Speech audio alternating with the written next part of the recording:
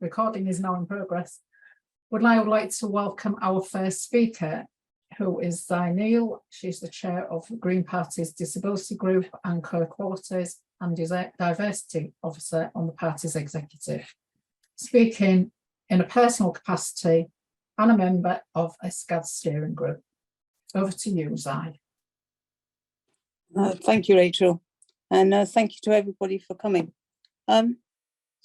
Just a quick bit about me is, I'm spinally injured. I've been injured since the age of 9 months through a traumatic injury, and I've done many jobs, mainly in the social work area. And I've, up until quite recently, where I took early retirement, I've always worked. I'm somebody that has had to have social carer support, or I like to call them my facilitators. I employ my own facilitators, and I'm also on continuing healthcare, so I'm very fortunate that and I have a very comprehensive package. But one of the things that I have noticed on an individual basis, especially when at the moment, needing to maybe replace staff that have left, or is that it's becoming more and more difficult to do so. We all have views on that. Brexit appears to be one of them, because a lot of people aren't able to come into the country. But for me, it's about the standard of people that you can employ. Because if you do it on a direct payment, you'll get given a much lower amount of money that organisations, whether it's through a local authority or health, it's much lower amount of money. So on an hourly rate, I actually get £13 an hour. And of course, you need to take some of that money back to pay for national insurance, etc., etc. It's quite complicated to have people self-employed. It is possible, but there's quite a complicated system. And I also use a payroll service, so that my carers, I just let the payroll service know, and they're paid directly at the end of each month into their bank accounts. So I'm somebody that doesn't really want to be involved in all of the, tax and national insurance, etc. I employ a payroll service. But one of the things in terms of care is if you need specialist care, that's actually quite difficult to get.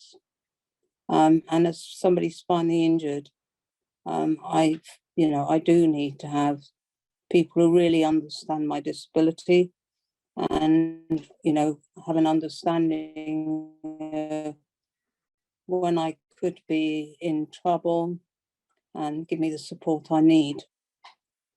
Overall, in terms of care, it's quite clear with my personal experience. If I go into hospital, unless I go to a specialist spinal unit, the NHS actually can't deal with somebody with my level of disability, because actually, if I'm, say, in bed, I'm what I would call a beached whale. I need to have a lot of, I need help with feeding, I need help with turning, and the health service is just not geared up for that level of support of somebody. But yet we have a situation where if you're in hospital, you can find yourself in a situation where you lose your PIP stroke DLA, and on the basis that hospitals are able to care for you. I can assure you from personal experience, they have no idea in actually how to provide the appropriate care that doesn't put you into a worse situation than when you went into hospital. So one of the reasons I'm involved in this, because I strongly believe that care should be free at the point of delivery. And that is actually a policy that the Green Party have, which is actually our national policy. And, we actually are the most out there political party at the moment in terms of social care. Absolutely, people should be paid a decent wage for the work that they do.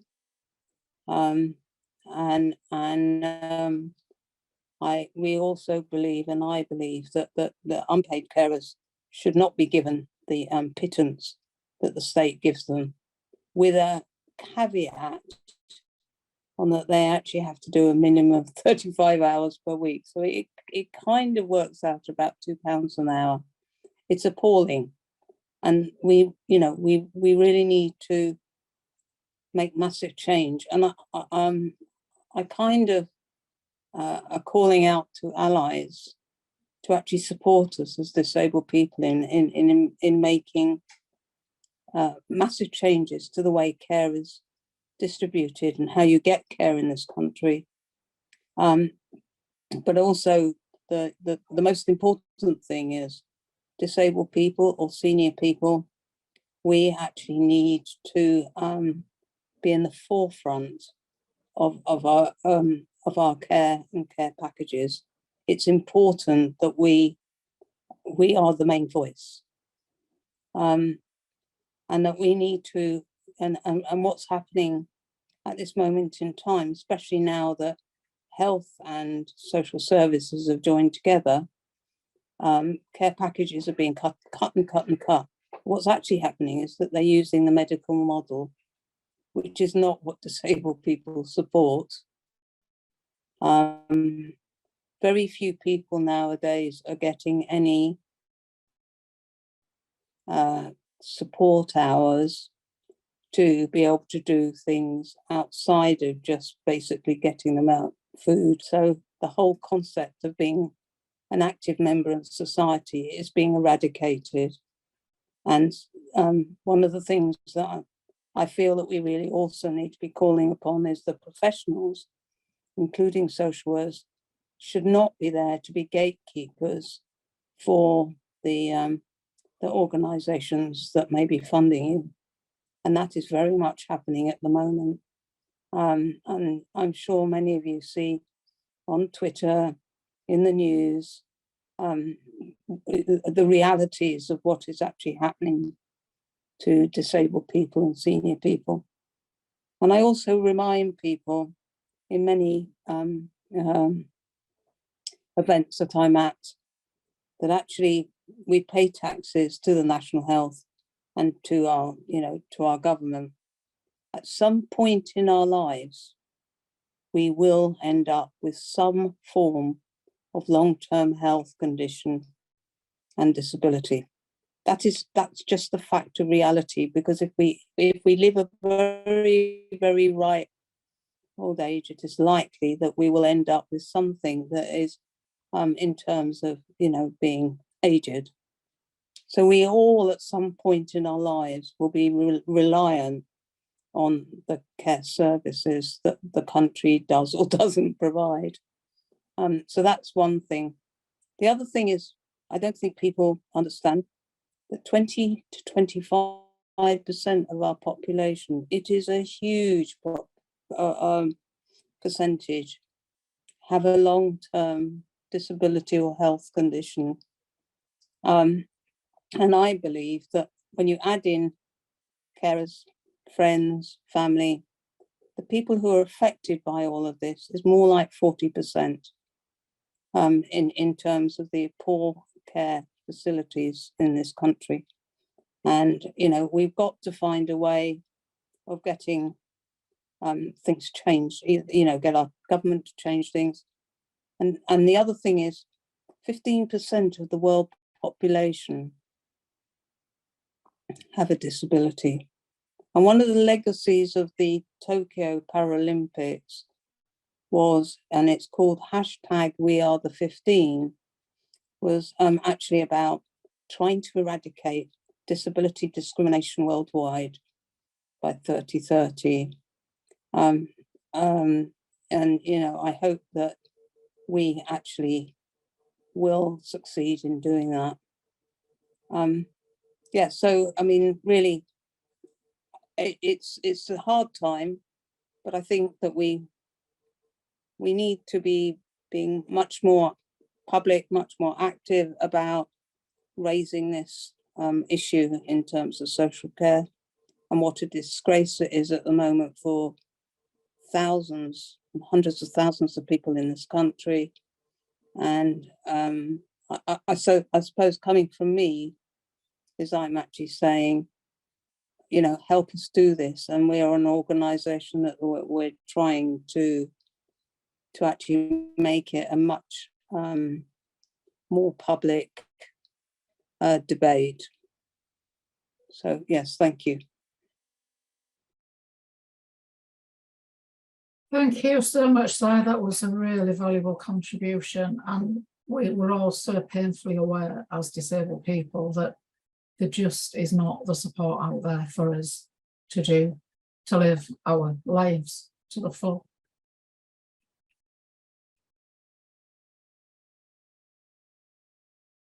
Our next speaker is Alex Longmore, who was a member of the Green Party Disability Group and lives in a residential home. I'm not sure. Are you here, Alex?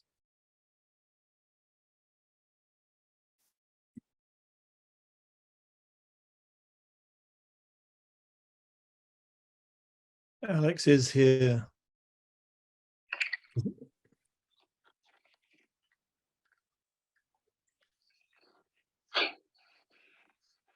I don't know whether he must have fallen. I can't see him.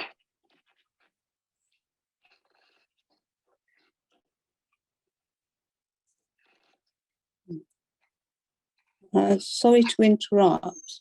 Alex Longmore, one of our speakers, is actually sitting in the waiting room. All right. I can't see anybody in the waiting room.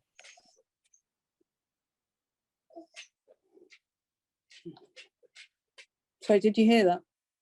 Yeah, thank you, Dzaier. I can't see anybody in the waiting room. I'll just take Richard's question while we're waiting for Alex to come in, if that's okay. Yeah. I'm in Brian Fitch's Zoom meeting.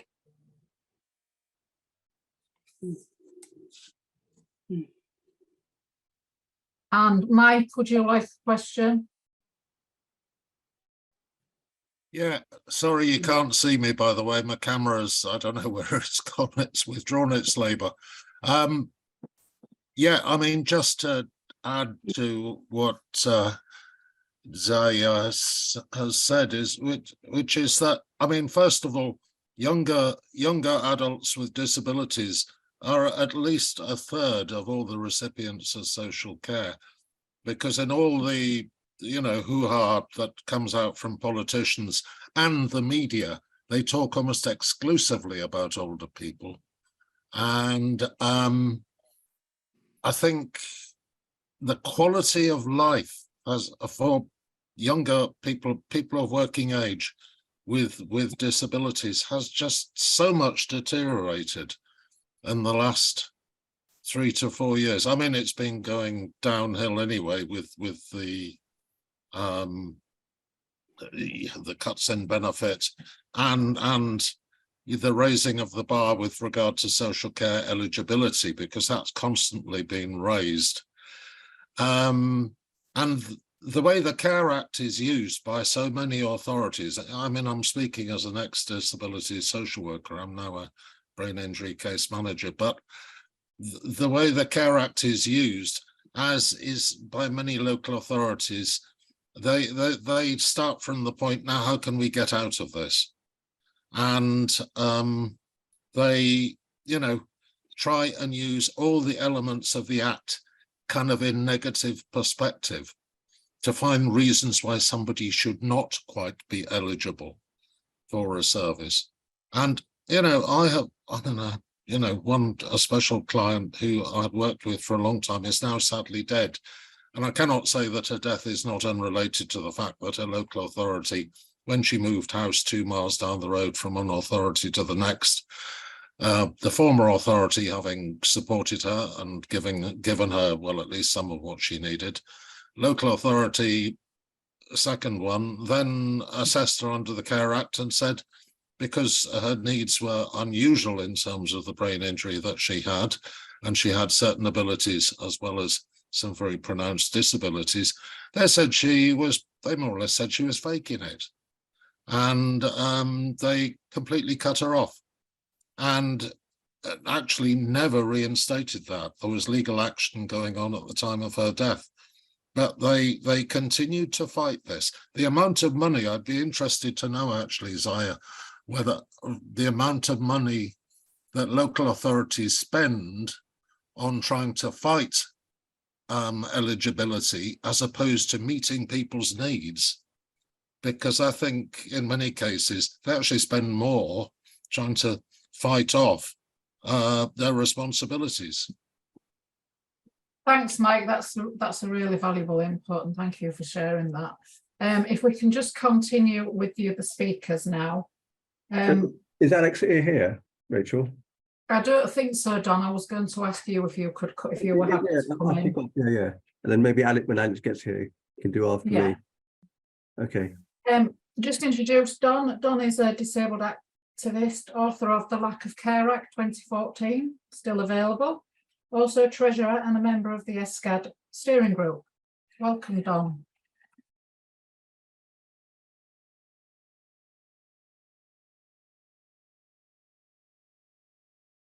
Have you gone on mute now? There we go. Yeah, someone muted me, sorry. Okay. You can hear me fine? Yep. Can you hear me okay? Yep. Okay, good. Yes, thank you. Okay. So the only fair deal for disabled people is one where adult social care is free at the point of use. Anything other than that just isn't fair. At the moment, service users are pitted against each other to fight for funds for a care package from a very small, limited budget.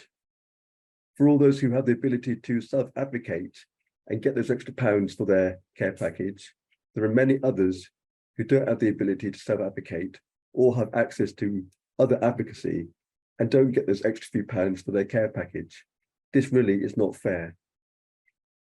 Adult social care has to be on the same footing as the NHS, where it is free for everyone. If we are going to get a fair deal and a free national care support and independent living service that works for all. Under the NHS, if you have a broken leg, an arm and a bruised finger, all these needs will be recognised and you'll be treated. Even if it means going on a waiting list for the treatment of a bruised finger, it'll be treated at some point. There's no needs assessment or no assessment to see if you're eligible.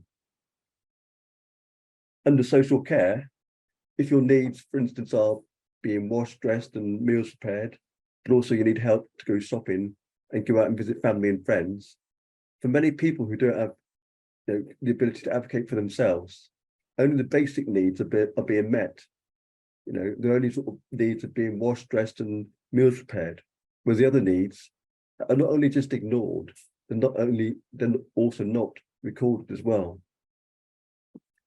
With a national care, support and independent living service that is free at the point of use, all need would have to be recorded, even if this need is not a need that is met immediately with funding. This data is crucial because just as waiting lists under the NHS record the amount of unmet needs at the present time, the data of unmet social care needs at the present time allows local authorities and governments to know how much extra money is needed in future budgets to fund that currently unmet need. Without that data, we just don't know how much extra money is needed in future years. Also, just as it's not okay in the NHS to not have all your needs catered for, in social care, it should not be okay to not cater for all of a person's needs. The NHS was started in 1948 without an extra penny overnight, and we could start a national care and support and independent living service that is free at the point of use overnight too. All that it requires is a policy change, a change of philosophy of how social care is run. Now tonight is partly about how do we get a fair deal of, how do we get there? I want to point you to the work of the Campaign for Real Care and their Charter for the Right to Wellbeing, and I'll put a link to that in the chat afterwards. This charter in itself calls for a better deal for disabled people. This, I feel, is one of the necessary components on the journey we have to take to achieve a fair deal. Social care should join the NHS by adopting the founding principle of need preceding resource, and that should form the basis of a new constitution for social care. Currently, social care, unlike the NHS, has no constitution. The Charter also calls for the abolition of needs test, the abolition of eligibility. Just as in the NHS, this would create the conditions to transform the public narrative about social care from a negative one to a far more positive one. We all know that political resolve is influenced by public opinion, and it would be crucial to achieve a favourable public perception of social care before you get any political change. So what I encourage you to do, and I'll put a link in the chat, is back the Charter for the Right to Wellbeing and also promote the Charter, because I feel this is a necessary step if we're going to achieve a national care and support independent living service. Back to you, Rachel. Thanks. Thank you so much, Don. I'm just have a look and see if Alex has appeared. I don't believe so. Sorry, I'm on the phone to Alex at the moment. Somehow he's got the wrong link, so he's trying to sort it out. So why don't we carry on, and then maybe when he does appear, give him a slot, if that's okay. Yeah, that's absolutely fine. Our next speaker is Helen. Was going to be Helen Rowlands, who works for Inclusion London. Unfortunately, she's unable to attend at very short notice, but she has shared with me the briefing that she was going to share. So I'm happy to present that to you now. Inclusion London, supporting London's deaf and disabled people's organisations. This is about charging for care. Charging for care pushes disabled people into dire poverty. The social care means test looks at both capital and income. Therefore, people without assets must still pay out of their income towards the cost of social care support. Pensions, mean tested benefits and extra cost benefits such as personal independent payment, disability living allowance, attendance allowance are regarded as income in the social care means test. The Care Act and charging regulations give local authorities power to charge off and often take away welfare benefits designed to pay for the additional costs associated with disability, to pay for social care support via social care charges.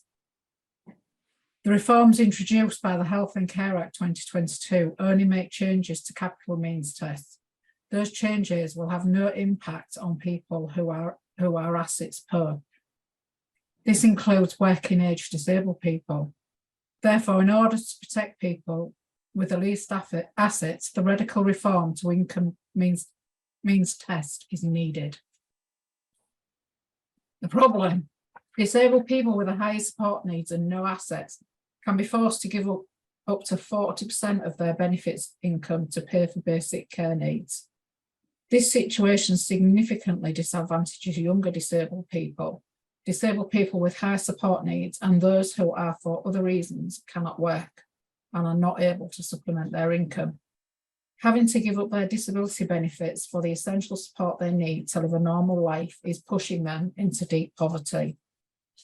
In the current environment, with costs of energy and essential goods rapidly increasing, disabled people who are entitled to statutory social care are now confronted with an increasing impossible choice between keeping essential statutory care or covering basic living costs, including energy costs to heat their homes, power their essential equipment such as wheelchairs, ventilators, and putting food on the table. More and more disabled people are being pushed into debt as a consequence, with recent analysis carried out in spring 2022 identifying around 90,000 social care users who were already unable to keep up with their care contributions. And BBC investigation found 60,000 people were chased for charging debt. This is a debt that many cannot afford to pay. Moreover, we increasingly hear about the cases where local authorities threaten to stop support, or are forcing people to go off direct payments, as I was talking about earlier, and accept support options which are not best for them because of charging debt to force people to agree to a repayment plan. I'm in quite a small area, and I did a freedom of information request on how many people are charged for their debts, and it came back at over 2,000 people. So that's just looking at sending bailiffs out for them. The minimum income guarantee. The Department of Health and Social Care sets out the minimum amount that people who pay for care should be left with. This is called the minimum income guarantee. Minimum income levels remained frozen since 2016 to 2022 and lost more than 20% in real terms value since then. There is no statutory duty on the Secretary of State to increase minimum income levels in line with inflation. Minimum income guarantee was increased by 3% in 2022 and by 10% in 2023, but this nowhere near compensates the real terms loss in value. There has not been any assessment as to whether the minimum income guarantee level is enough to meet basic living costs of disabled people. There is no statutory duty to increase minimum income guarantee in line with inflation. Moreover, because minimum income guarantee remained frozen, people who pay for care out of their benefits did not see any benefit increases to means tested or disability benefits. An increase was taken by local authorities as the care contribution. Due to funding pressures, an increasing number of local authorities are asking people to contribute all income above the minimum income guarantee between 2019-20 and 2022-21 alone. Local authorities recouped an additional 45.6 million from care users. Disability related expenditure. I also have examples of this. Disabled people who pay for care out of their extra cost benefits can retain some of their benefit if they can prove their disability related expenditure. The system of claiming disability related expenditure is complex and inaccessible and unworkable. Can you believe that? In reality, only a few are able to claim this money. We believe it is wrong to ask people who have already been found eligible for extra cost benefits to prove a second time that they need this money. It also creates inequality between those disability benefit recipients who do not receive social care and are free to spend their extra cost benefits as they wish, and those who do. We want disabled and old people to get good social care support, which enables them to live a normal life. No one should have to sell their house to pay for care. However, it is equally essential to ensure that those who are poorest are not pushed further into poverty because they rely on social care support to do the basic things in life. In the long term, we believe social care support must be free. NHS helps us all to be healthy, and social care helps thousands of people to live a normal life by removing barriers people face when doing ordinary activities. Charging for care is a tax on disability. In the short term, income means test must be reformed. Extra costs, disability benefits such as pay, DLA and attendance allowance must be excluded from the means test. Those benefits are not meant to pay for care, and it is illogical to have a situation when those who have a higher support needs and receive social care are effectively forced to give up those extra cost benefits. Minimum income guarantee must be increased significantly, at least by 25%, to ensure disabled people have enough money to live on. There must be a statutory duty on the Secretary of State to review and increase minimum income guarantee levels in line with inflation. In the cost of living crisis, local authorities should not pursue debt recovery action against those disabled people who are not able to pay for care. Just got a couple of case studies that I want to share with you. Elizabeth lives in West London. She gets 10 hours of support from social services per week. Elizabeth has complex needs and is on ESA support group and PIP, the highest rate of both components. Last year, her local authority changed its charging policy and her charges for care went up to £150 a week. Her local authority only leaves people with the minimum amount set out by the national government, which means Elizabeth has to live on £156 per week. PIP is sold as a personal independent payment, but it is anything but if individuals are not allowed to spend it on meeting the costs of their disability. Polly lives in London. She has high support needs and has been receiving support from social services since 2001. In this time, she has employed her care workers through direct payments. She also received money from the Independent Living Fund. The council have increased my charge to more than £90 a week. I can't afford it. For the last 8 years or so, I have had to get loans out to buy wheelchairs that the NHS wheelchair service refused to supply. My latest loan costs £189 a month. Paul has learning difficulties. He lives in London. 5 years ago, the local authority agreed a care package for Paul. They did not communicate in an accessible way to Paul, but he would have to contribute to his care. Over time, Paul's debt grew and it stands at over £10,000. When he found out Paul stopped his care completely, he could not afford to pay his contribution.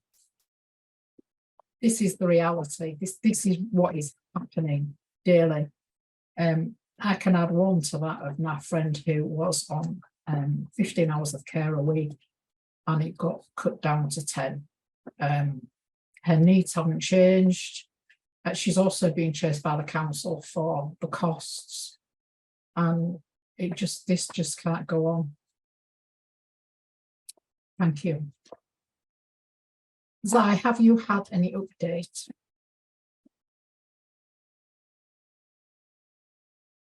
No, I haven't been able to.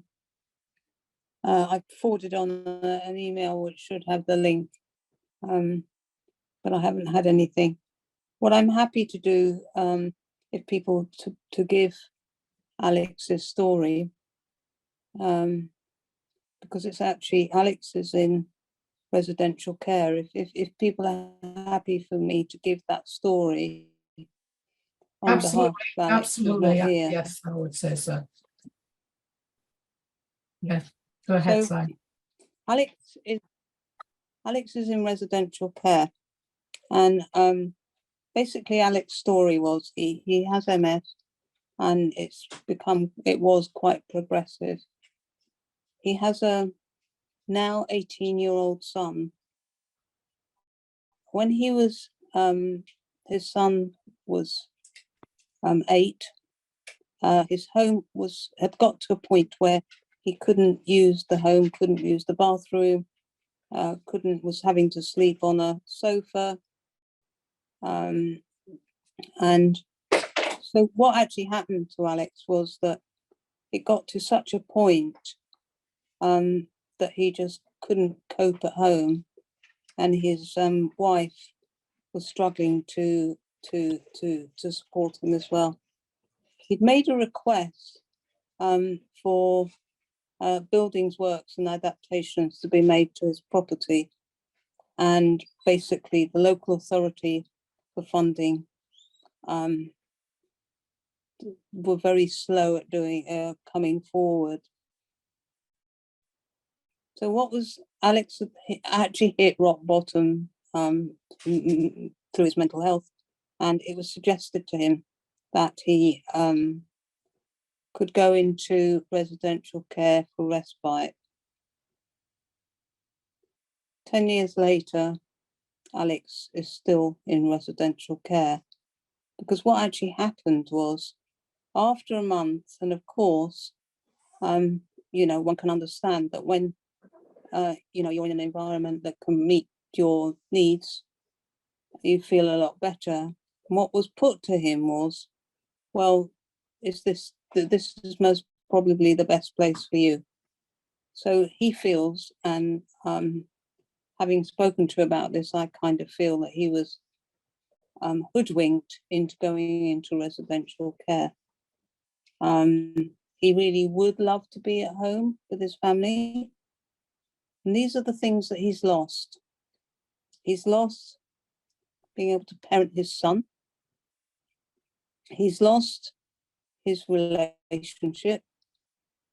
He's lost his home. And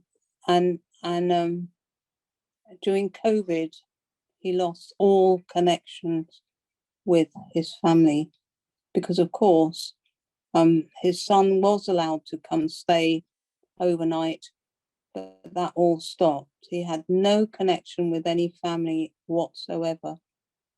I'm also aware during the period of time after 2021, 2022, there were situations in his residential establishment where members of staff got COVID, or some residents got COVID. And what the home did was they put the whole home into lockdown.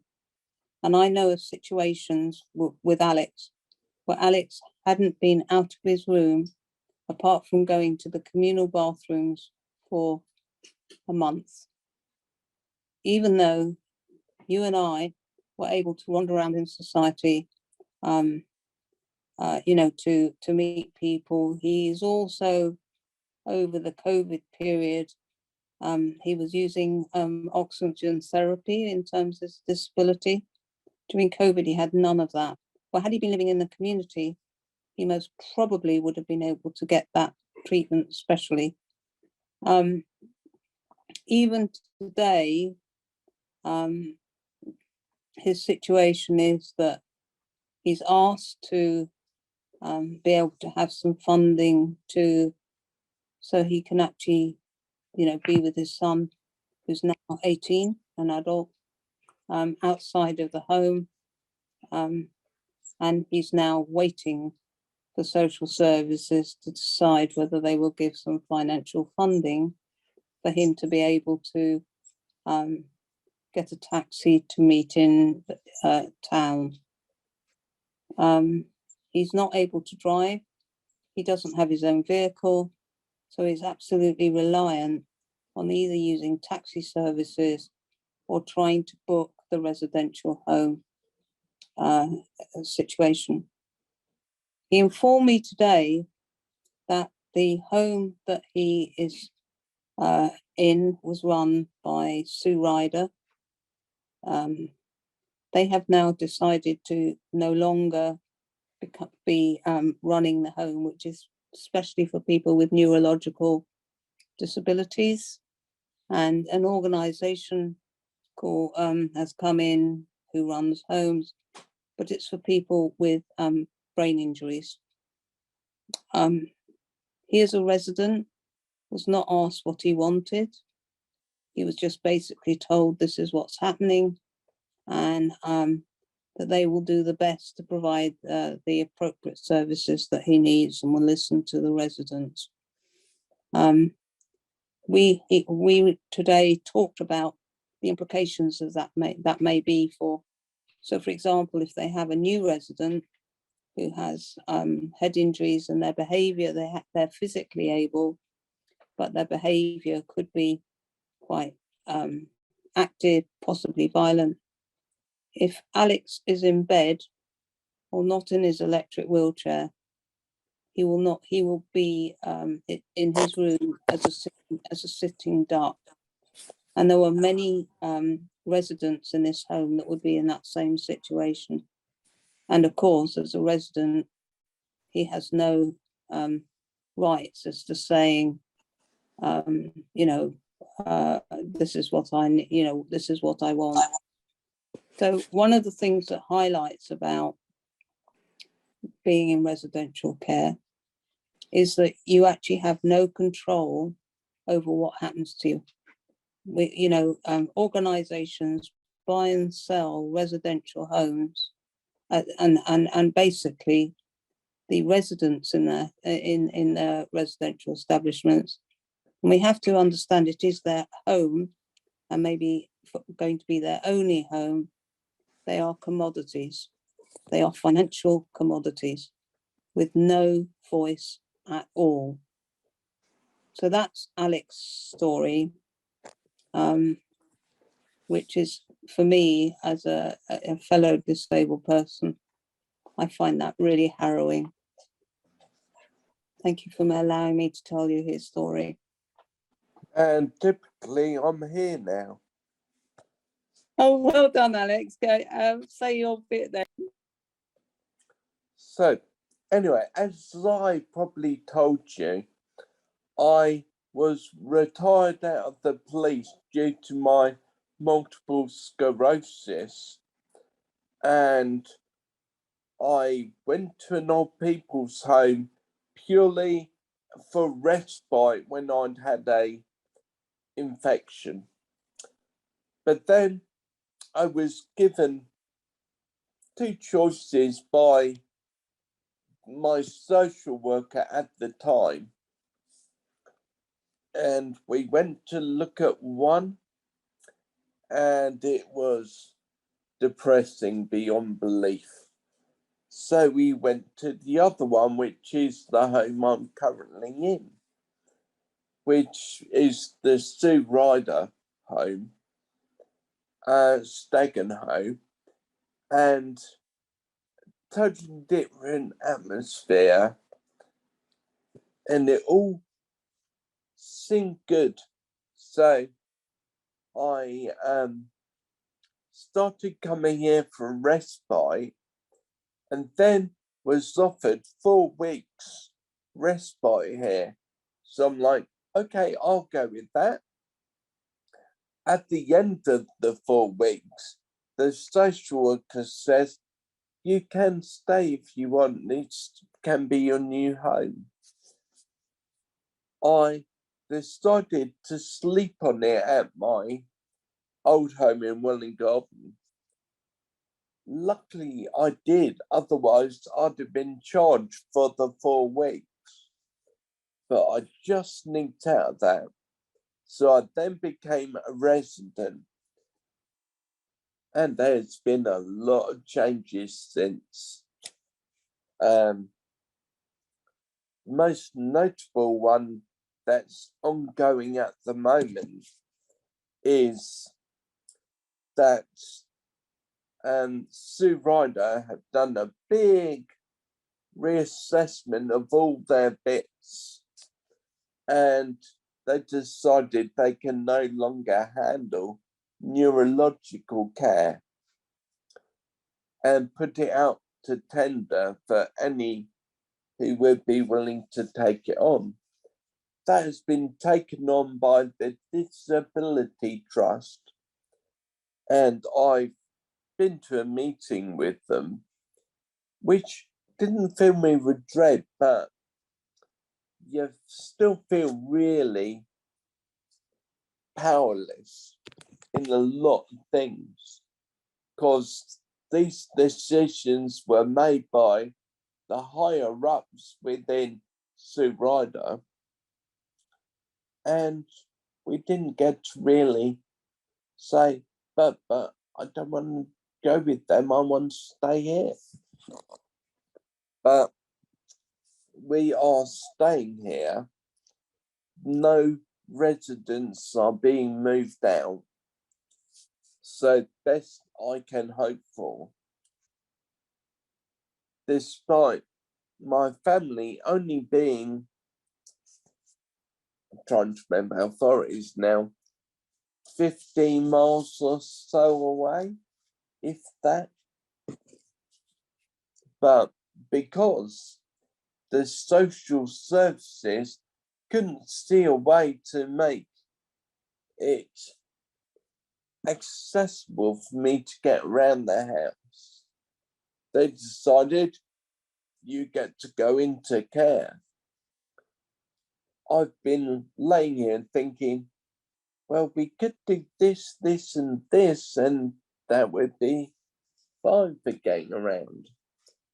But I missed my chance.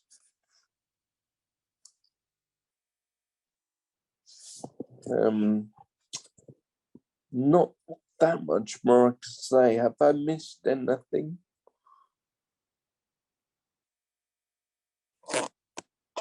Rachel there? No, thank you for sharing your story, Alex. As I had also shared it prior to you coming in, but it's lovely to hear from you. I'm sorry you had trouble getting in. Yeah, it's my own fault for not organising things. I will now learn to be more prepared. It happens to the best of us. Don't worry about it. Well, Claire, thank can I you very take you? much. You're very welcome, and thank you, Alex. Claire, can I take you when we've gone through the remaining speakers? Won't be long.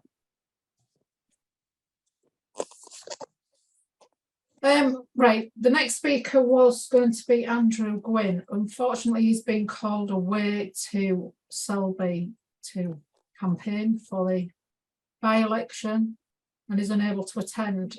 However, I do believe he's sent some, shared his statement with Jackie if she would like to come in. Yes, thanks very much, Rachel. Just to say, as a little bit of background, first of all, Andrew Gwynn has pledged his support to the End Social Care Disgrace campaign, and it is unfortunate he can't be with us tonight.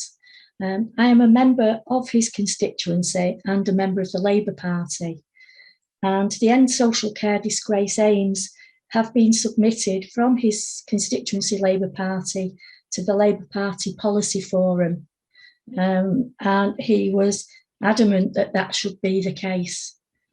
At a meeting with us, he expressed the view that the needs and desires of disabled people should be listened to, and a national care service must involve true co-production.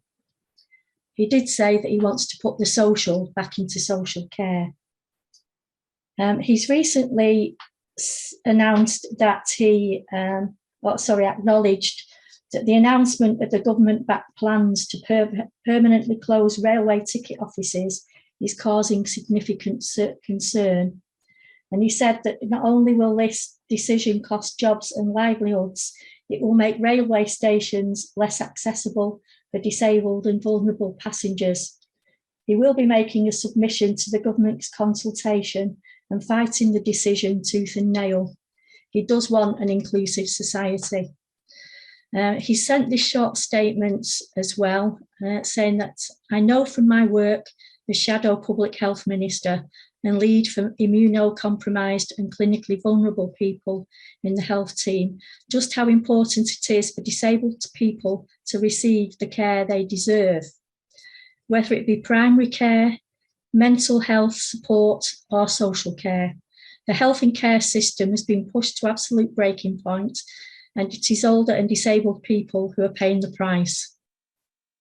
We cannot build a better Britain with decent public services and a growing economy unless we tackle the issue of social care.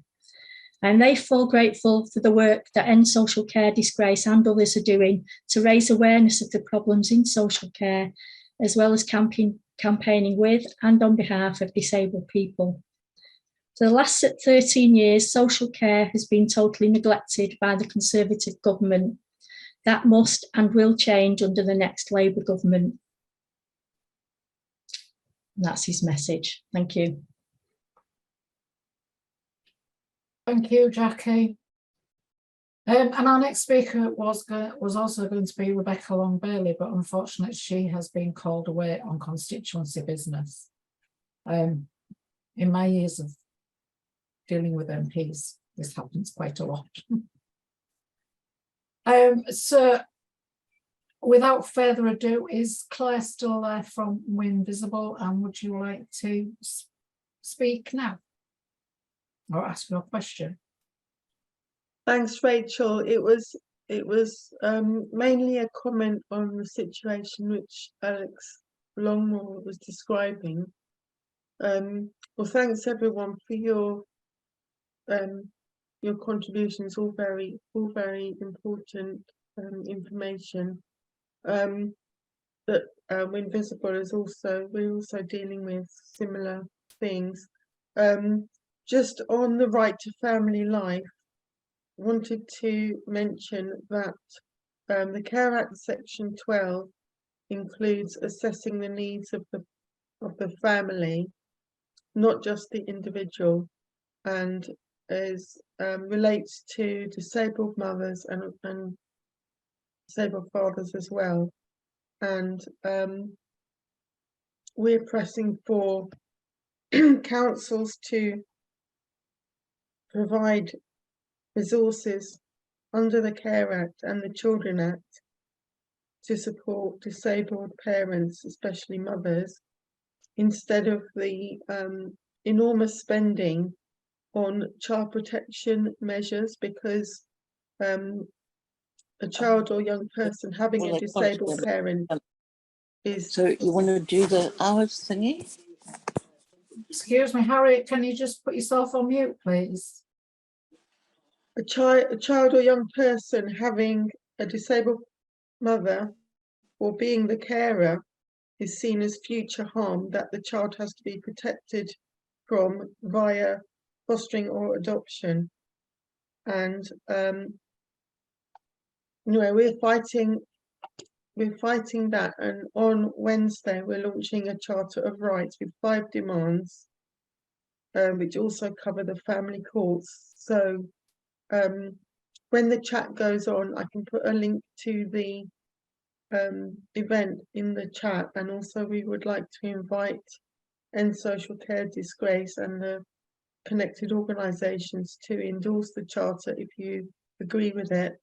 But I just wanted to raise that it is possible to do a legal challenge on the right to family life where this separation is happening. Thanks. Thank you, Claire.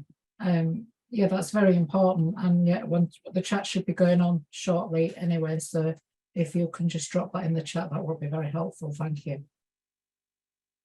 I think Maggie was next. Thanks very much, Rachel. Firstly, so Maggie Byrne from Ealing Reclaim Social Care Action Group. Just first of all, wanted to thank all the speakers. I think that was very, very moving, some of the presentations, and again reminded you of how much this campaign is needed, and we need to raise the profile of social care publicly. So just a request afterwards that the recording and even some of the presentations, if they're available in script form, would be useful to circulate so that we can then forward on to the people who weren't able to come, especially the politicians who weren't able to make it, or other politicians that are sympathetic to the agenda. I just really wanted to pick up on a very small point, but I wanted to say thanks for the initiative and all the organisers. But I wanted to pick up on a small point that Don raised, and which has been something which our group raised some time ago, but kind of let it a bit off the agenda. He raised the issue about unmet needs, and the value of at least recording the level of unmet needs. And I thought the parallel with waiting lists in the NHS was a very good one, that people are really aware of how important the NHS is when they understand, both the length and the number of people involved in waiting lists, whereas social care is often a very invisible issue for the general public, and therefore getting a better sense of what the unmet needs are. And just to alert you, we raised this early on in our work with the local council, and the answer was very, very interesting. We asked if the council was maintaining a record of unmet needs, and the answer was, under the Care Act, local authorities are legally obliged to meet all eligible need. So for that, interpret it to mean we cannot record unmet need, because otherwise we would be found legally in violation of our duties to meet eligible need. So it's something that's kind of gone a bit off our agenda, and we weren't quite sure how to handle it anyway. But I just wanted to pick up, as I said, it seems like a small point, but I think it's quite a telling point, and one that now, in light of Don's remarks, I think we might want to go back and revisit again. But thank you for everyone else's contributions. Did you want me to respond to that briefly, Rachel? Yes, thank you, Dom. Yeah, I mean, I think Mag is right. Essentially, councils shoot themselves in the foot. They ask for more money. They all say we need more money, but then you ask them, well, but they're also saying no, we've met all needs, and they have an argument to say we've done everything we need to do, and yet we're short of money. So it really is important for councils to, I mean, it's partly also what Dzaier was saying, essentially that social workers act as gatekeepers for the local authority, and what the social workers ought to be doing is recording all need, even need that they aren't going to fund immediately, and then local authorities have to be upfront and admit, you know, even though they're meant to work according to the Care Act, just maybe admit that they can't because there's not enough resources, and actually record that unmet need and make their argument stronger. But by saying they meet all need, but we still need more money, it just goes round in circles and they shoot themselves in the foot. So it really is a really big argument, and we really need to get that out in the open, really. Absolutely, thank you, Don, and thank you, Maggie. And I'd just like to thank all the speakers also. We would like to open up for a bit of discussion now, because we would like, it's, you know, at the end of the day, it's about disabled people, and we want to hear your input. You know, thank you to all the attendants that have attended. There's a very good participants in the room. I'll take Charlie next. Mike, I'll just hang fire for a minute, because to give others a chance to speak. Thank you. Thanks, Don.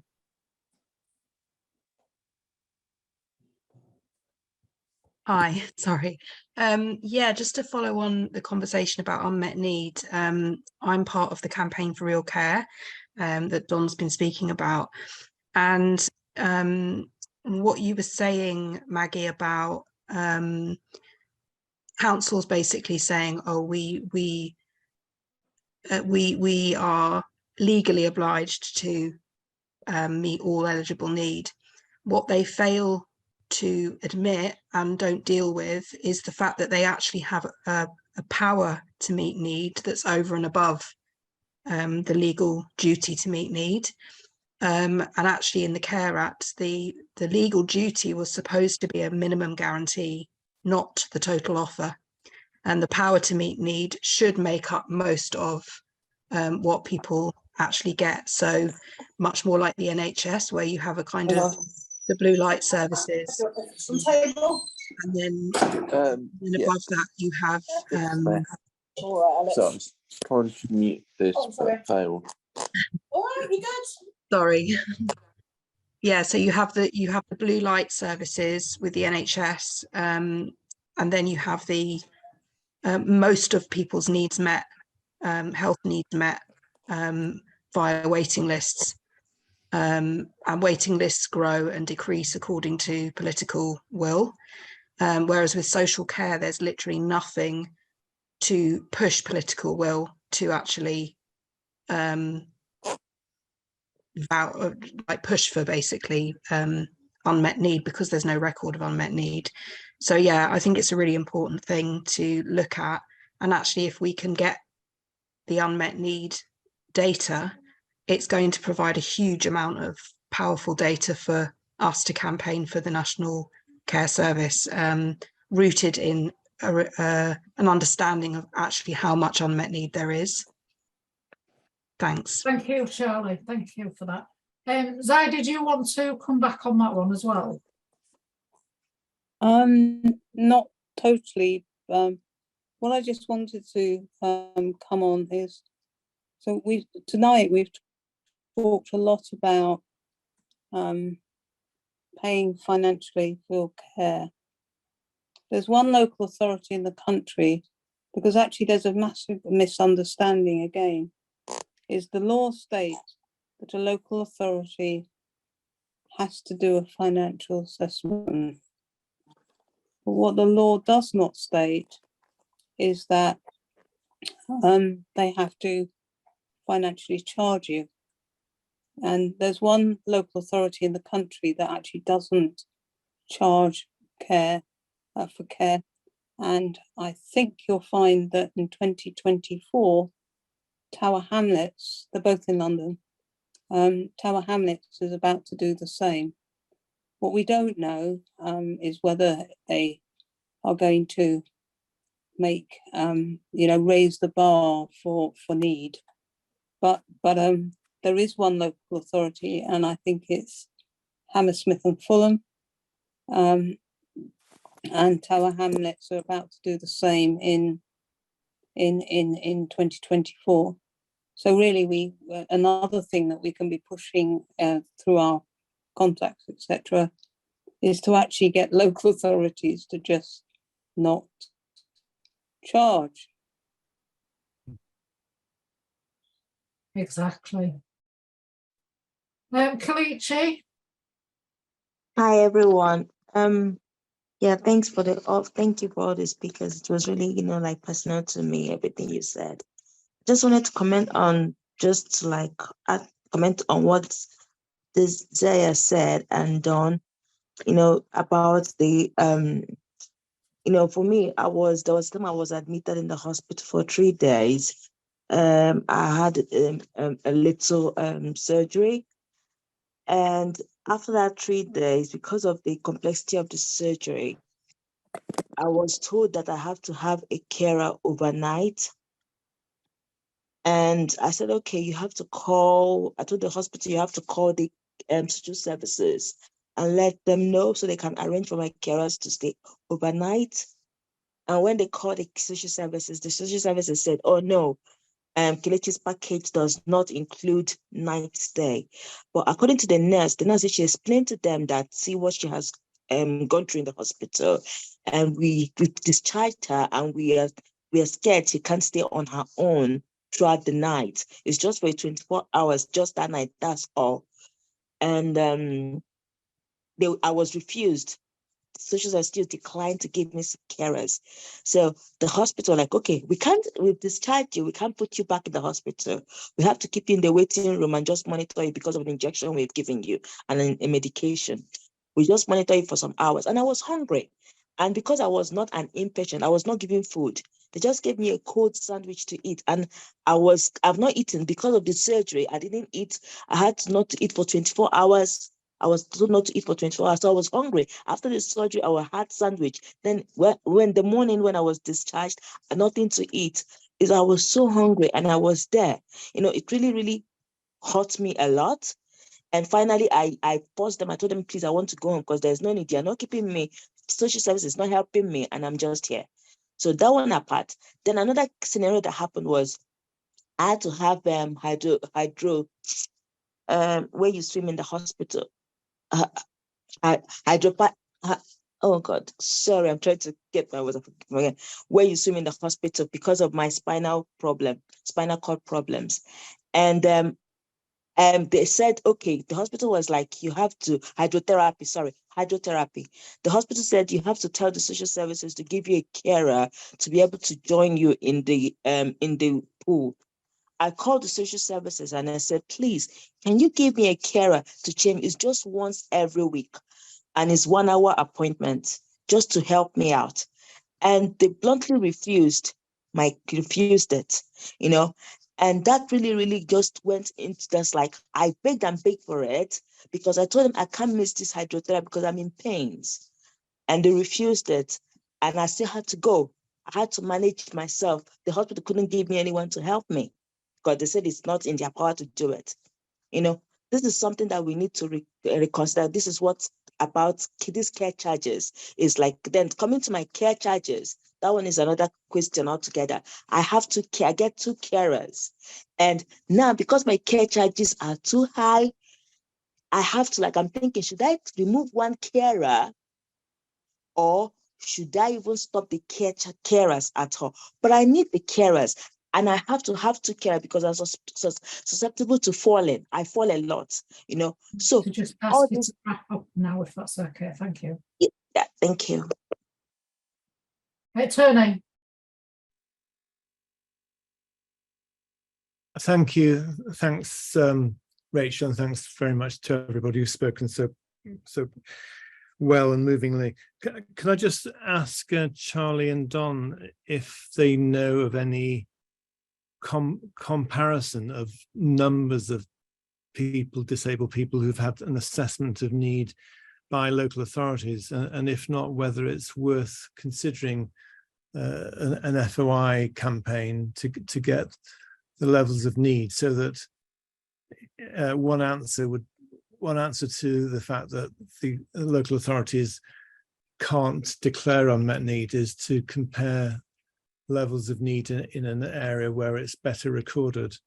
That may be a little bit tortuous, but I was just wondering, I mean, yeah, the problem is, Tony, no local authority in the country is recording unmet need, because what they're doing essentially is say that at the same time, like Don said. I didn't mean that, Charlie. I meant the level of met need.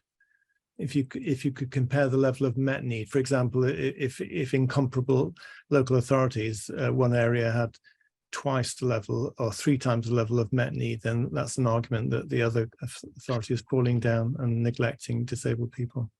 The campaign, as part of our campaign, we've got some reports that people might find they're quite arduous to go through, but there's some really important information. We've done a lot of research in the borough that I live in, which is High Barnet, and we've discovered a lot of kind of information about what's going on there, but also we're doing some research around the amount of spend per service user and the disparities across different local authorities.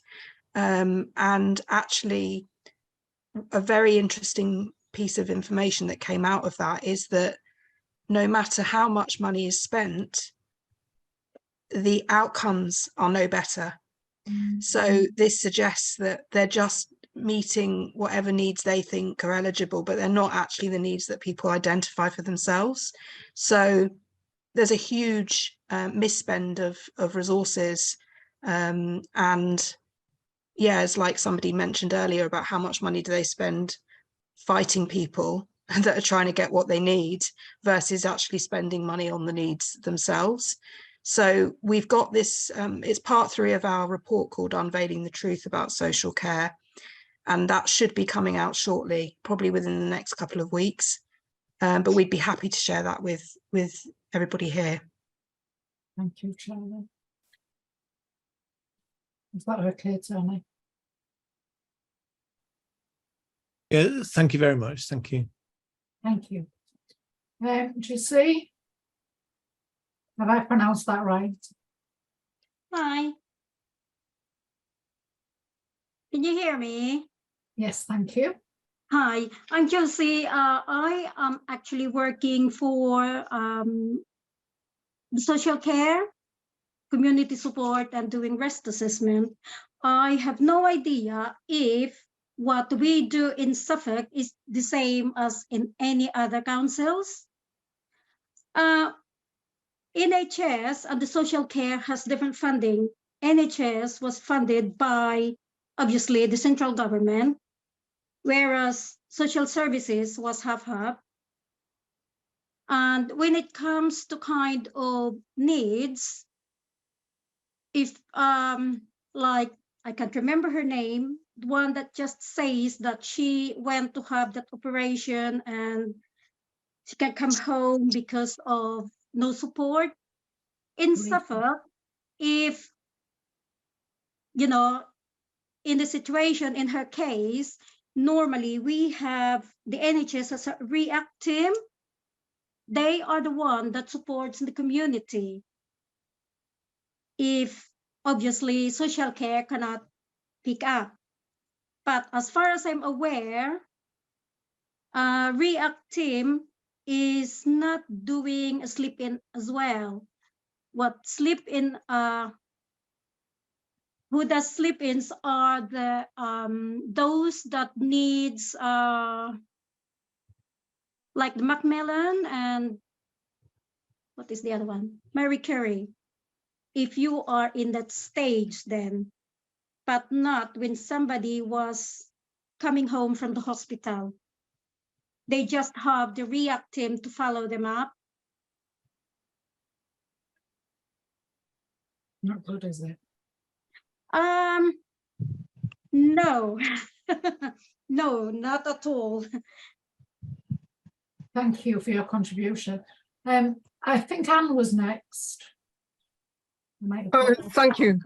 Just briefly on the question of unmet need, with regard to older people, the over 50s, there is data from the English longitudinal study of aging, which comes out every 2 years or so, about the kinds of tasks that people need help with and what they get or don't get. And this is analysed in a very sort of global way by Age UK, who do annual reports on it. So for over 50s, that is helpful. I'm sure there must be some government survey that deals with disability-related needs of younger people, but I don't actually know which one it is for the moment. It might be something like Understanding Society. I mean, I could look and find out if people are interested. That would be interesting, yeah. Yeah, and I think, sorry to jump in, but I think there are stuff, but none of these reports correlate with any of the reports that come out from local authorities, because they all say that all need is being met. So that, you know, basically these are kind of arbitrary figures taken from surveys, but the reality is that most local authorities will have come across a lot of these people, but they're basically just turning them away because they're saying they're not eligible. So, you know, it's a massive scandal that needs to be publicised. Thank you, Charlie. I think just for the next sort of 10 minutes, we need to kind of look at what we can do to move forward with campaigning for this. So if anybody's got any ideas, then please do share them with us. I believe Jane was next. Oh, right. Okay. Yeah. I just wanted to ask the question that I put in chat. I'm a full-time carer to 2 adult sons with autism and learning disability, mental health needs, who live at home with myself and my husband. And we've had various care assessments for our sons. I finally had an up-to-date carers assessment recently. And what I'd really like to know is there any way of recording unmet need anywhere that's already been assessed as being eligible within the assessments? Because, you know, that would actually increase your right and your weight as a, you know, your voice as a carer, if it was, you know, reportable, you know, without going down the legal route, because then, you know, it would actually be down there in black and white. Is there anything you can do other than writing emails to managers and directors and whatnot? You've got a toolkit. Tom, did you just want to come in? Yeah, I mean, one of the issues is that the way local authorities assess you is not really in conjunction with the Care Act. They, even though the Act's been here for many years, they still assess you under their own methods. And I think ideally what you ought to do What you mean local methods? Authorities, yeah. They kind of ignore the Care Act and just assess you under what they view as eligible. Right, so, yeah, okay. If you go to the link I put in the chat about the Campaign for Real Care, there's also a toolkit there where you can do your own self-assessment, which is linked to the Care Act, looking at the 9 areas of well-being, and you could use that self-assessment and give that to the social worker. Or if you feel you're self-assessed and what you're given is not what you've been asked for in that self-assessment, then the actual data you will have there is the things that they won't fund you for, because I mean your self-assessment.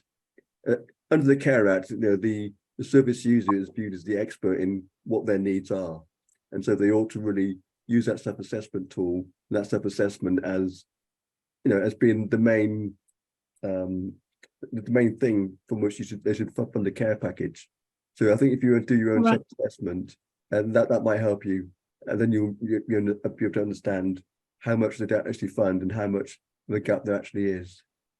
Right, yeah, I mean, quite often it just gets repeated and regurgitated in different form, but only, you know, with the same things not having been met, etc. Not necessarily wanting to go into loads of detail, but you know, it's just quite a frustrating Yeah. process. So if you check the chat, there's in the toolkit Okay. now. But essentially, you're almost starting from a bad place anyway from the way they assess you, because they're not really working with the Care Act. They're really curtailing how much they would want to give you from the way they actually assess you. Right. Okay. Yeah, I can see what you you're saying. both. Right. Thank you. Thank you. Thanks, Jane. Thanks, Don. Thank Joe.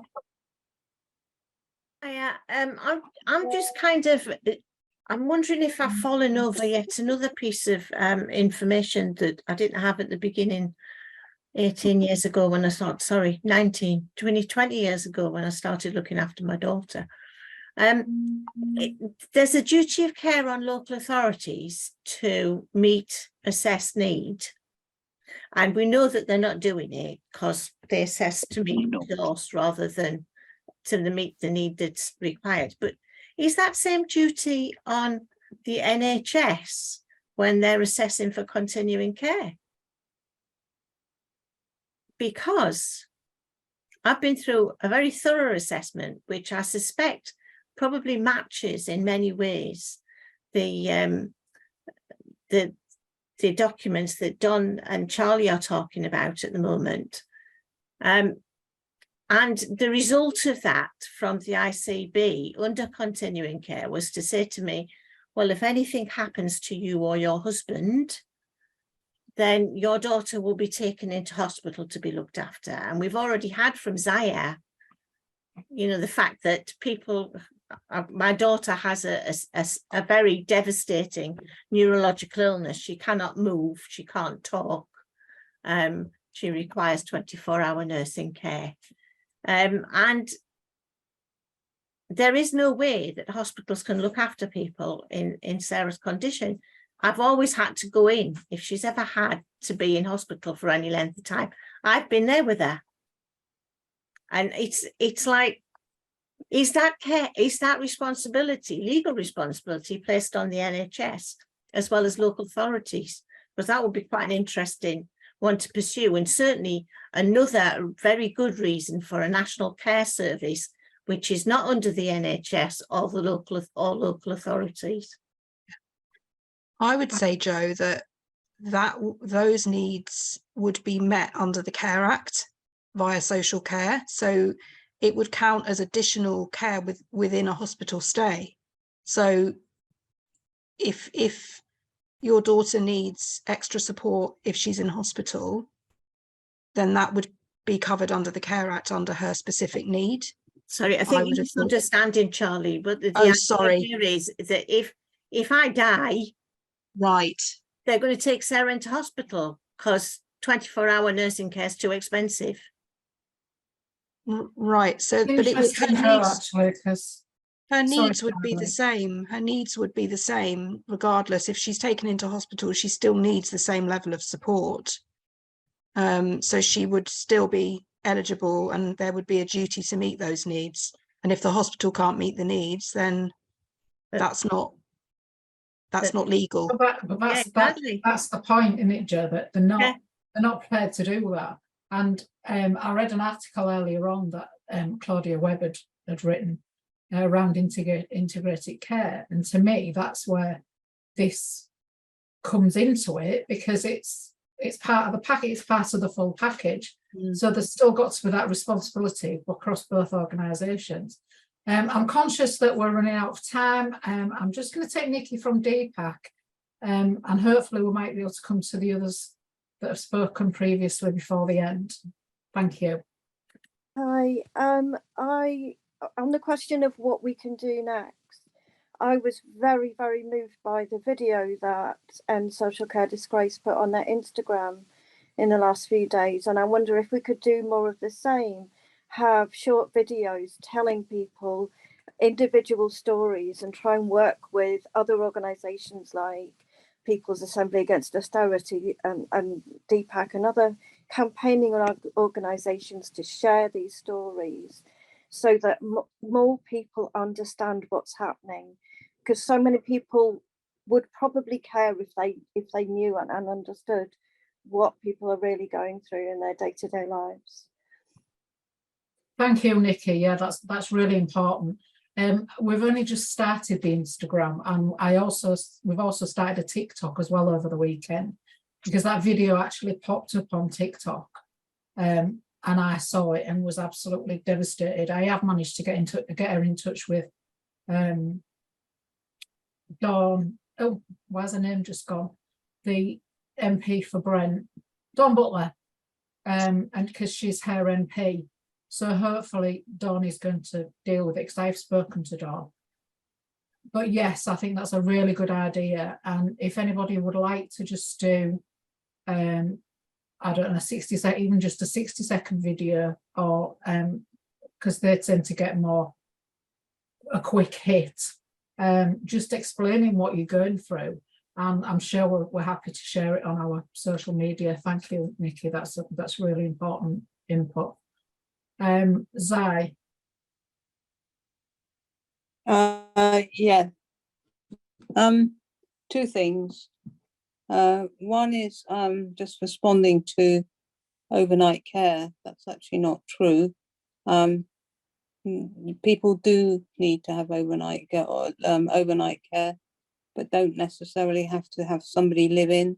For example, somebody like myself needs turning at night. It's called a sleep-in, and it's quite useful to look at. The thing is, you tend to get what you want if you know what the rules are. So, for example, I have a very, very comprehensive care package, and I'm really lucky for this. I've had it since I was in my 30s. One of the reasons I'm very lucky was because there was a court case with regards to my disability is tetraplegia, quadriplegia, and there was a court case, and actually anybody who is looking for care support and has tetraplegia or quadriplegia, there is basically a precedent set in terms of that disability because of the court case. And that's again how I managed to, in terms of CHEC funding and local authority funding when I had it. The other thing I just wanted to quickly raise is that in social care, we, with other organisations, are looking to have some street action in terms of raising the issues of social care in London. And we would absolutely love people to contact us if they're really, if they're interested in supporting us or helping us to get the word out so that we can, so that we can actually make this happen. We're looking at the moment, but we're still in the development stages, but September, but we need help with, graphics, we need help with getting the message out. So it's really a call to all of you wonderful people who've turned up to this event is, if you are interested in supporting us to actually make it real for society and real for government. So this is likely to, the event is likely to be happening outside of Parliament on Prime Minister's question time. We have to look at how we're going to do it legally and stuff like that. But that's what we're looking to do, some action. But but we're desperately in need of people and connections with organisations and just people's help. So yeah, thank you. Is anybody able to put it? I'm not able to, because of my dexterity, to put into the chat how people can contact us. Could somebody put I'm just going to go through that now. Dzai, thank you ever so much for your contribution, and thank you to all the amazing speakers tonight as well. I know we got we had to muddle through, but I think we muddled through quite well. Thank you also for the input from the guests. And as Dzai says, if you would like to join us, we have various working groups. We have a carers working group. we're hoping to set up a disability working group. Anything that you've put in the chat will be saved, and we'll be taking the details. If you would like to drop your emails or your contact details in the chat, if you would like to continue to support us. And as I said earlier on, our next one will probably be in the autumn, talking about care and support workers. I'm sorry for anybody who I've not managed to get to, but I think we've got some good ideas to move forward with. Again, if anybody wants to submit a video with their story, then please contact us via email on any of the social media channels. We're on Facebook, Twitter, TikTok and Instagram, where messages and DMs are open. And hopefully we look forward to sharing future campaigns with you. And please do look out for our next event in the autumn. Thank you everyone for attending, and goodbye.